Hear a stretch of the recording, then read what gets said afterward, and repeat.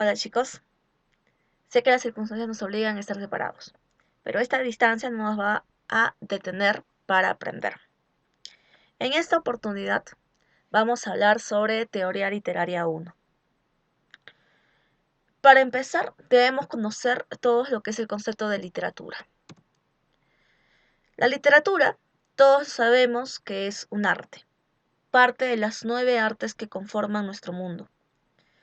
Como todas las artes, lo que busca es transmitir algo, expresar algo. En este caso, nuestros sentimientos, nuestras emociones, lo que vivimos el día a día. Por esa razón es que decimos que la literatura es el arte de la palabra que busca reflejar el mundo objetivo, es decir, nuestro mundo real, nuestro mundo tangible, aquel que nos está rodeando. Pero además también refleja el mundo subjetivo, o sea, nuestras formas de pensamiento y de sentimiento. Pero dice algo interesante, dice que es un reflejo. Ojo con esto, no es cualquier palabra, no dice describe, no dice identifica, sino refleja. ¿Y por qué dice eso? Porque nosotros cuando nos vemos en el espejo, vemos nuestro reflejo. Ese reflejo nos muestra tal y como somos. Pero ojo, ese reflejo que tú estás viendo, que te ves ahí estás, ese reflejo en realidad te engaña, porque ese reflejo no existe. La literatura es igual. Lo que busca solamente es reflejar algo. Es decir, es como si pusiéramos un enorme espejo sobre la Tierra y refleja nuestro mundo real, tangible, pero también nuestras formas de pensamiento y sentimiento. Pero ese reflejo no existe realmente. Es un engaño, es ficción. Por eso Mario Vargas Llosa decía que la literatura es una mentira bien contada. Eso la convierte en algo verosímil, es decir, algo que parece verdad, pero que no lo es. Y esta es la característica esencial de la literatura.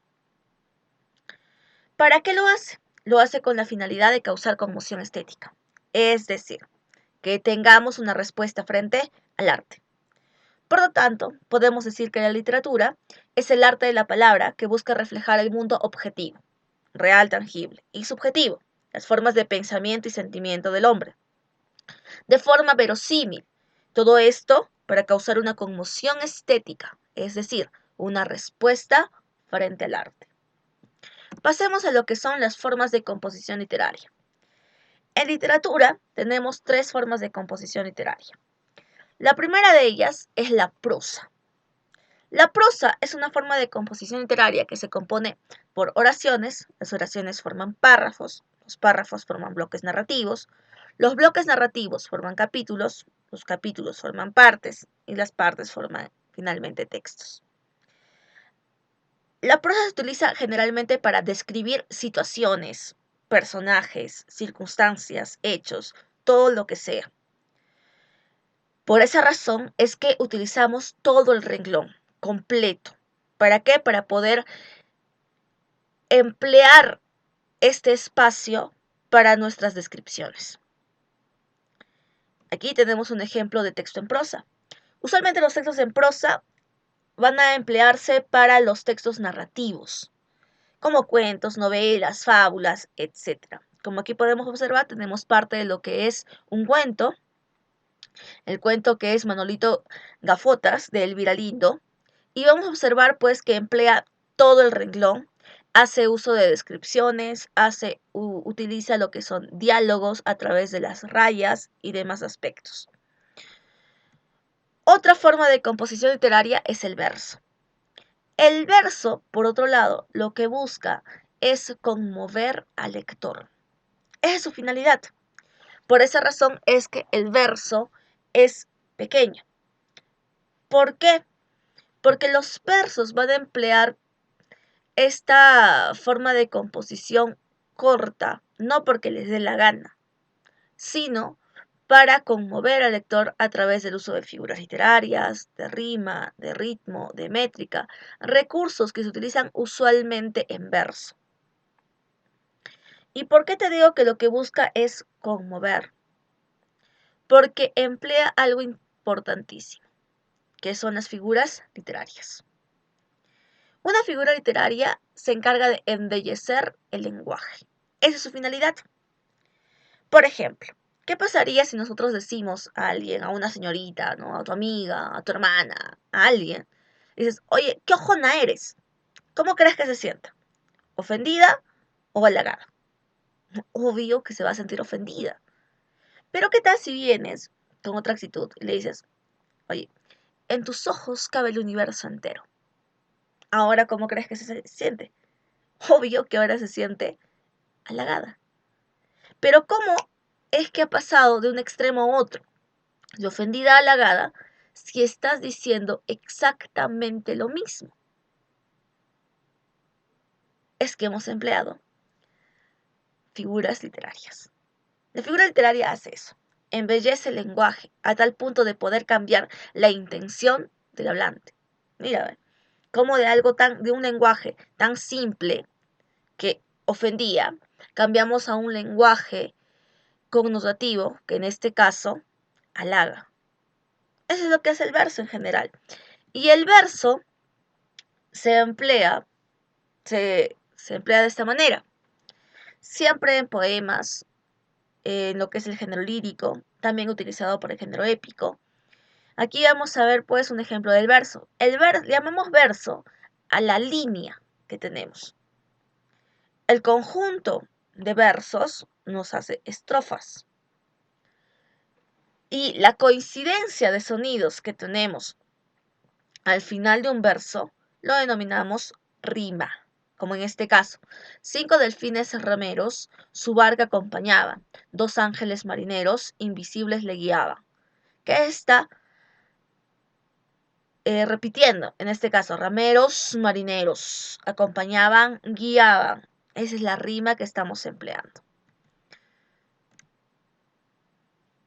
Finalmente tenemos el diálogo.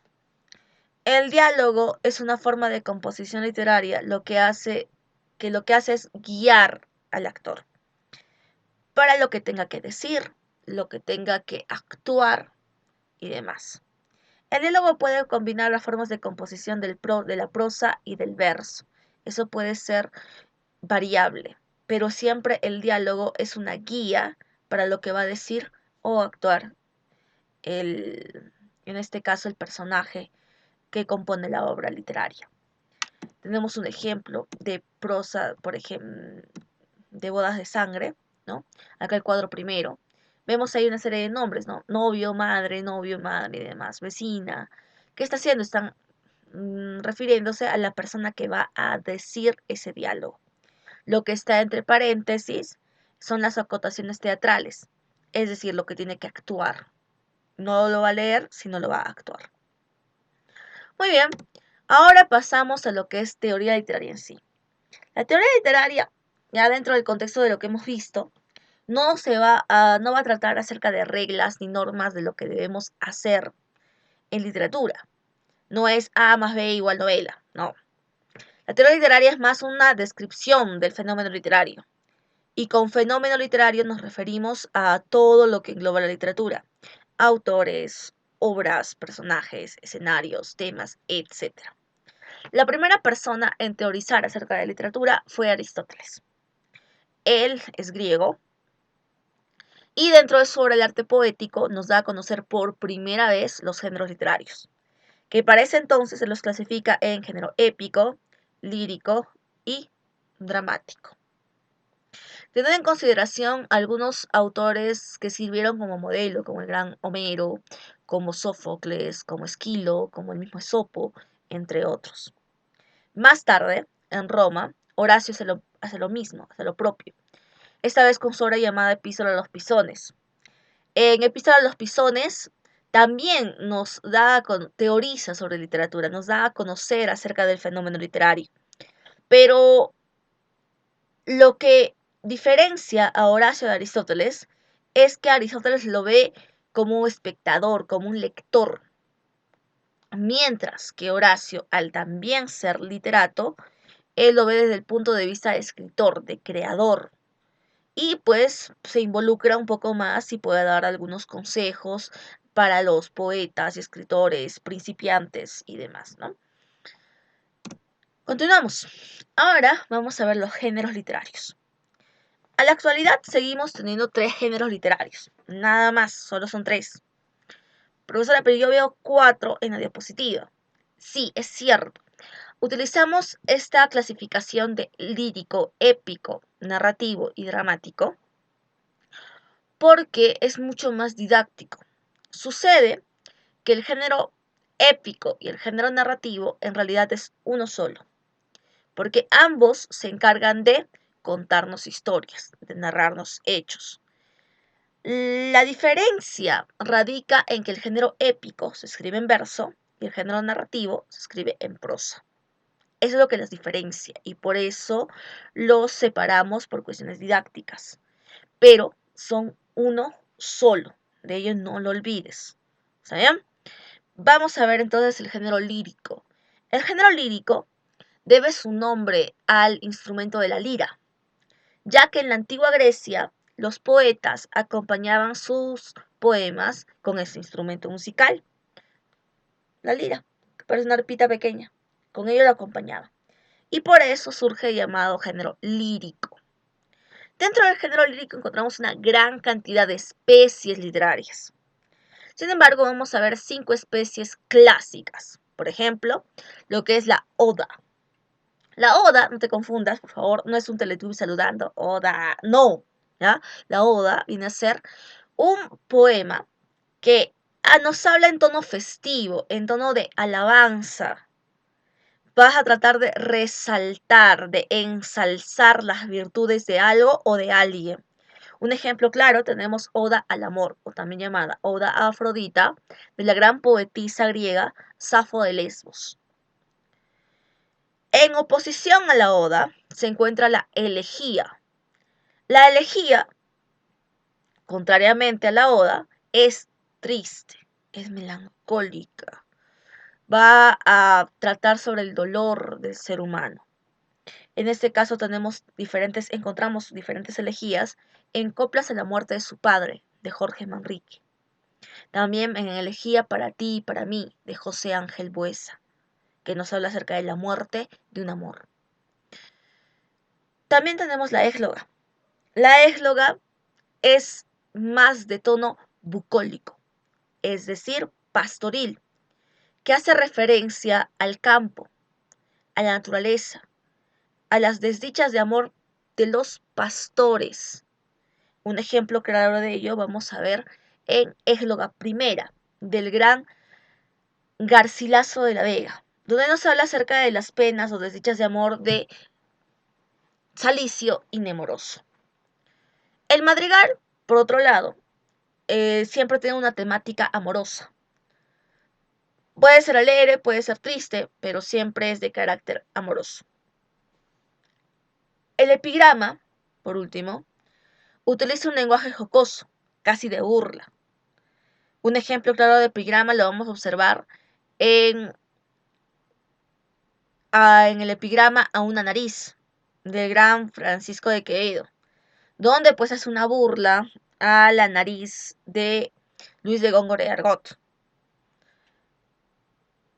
utilizando un lenguaje jocoso, un lenguaje risible, ¿no? Bueno, otra de las especies líricas también es la epístola, que es una carta en verso. Un ejemplo de ello es Epístola a Abelardo de Amarilis.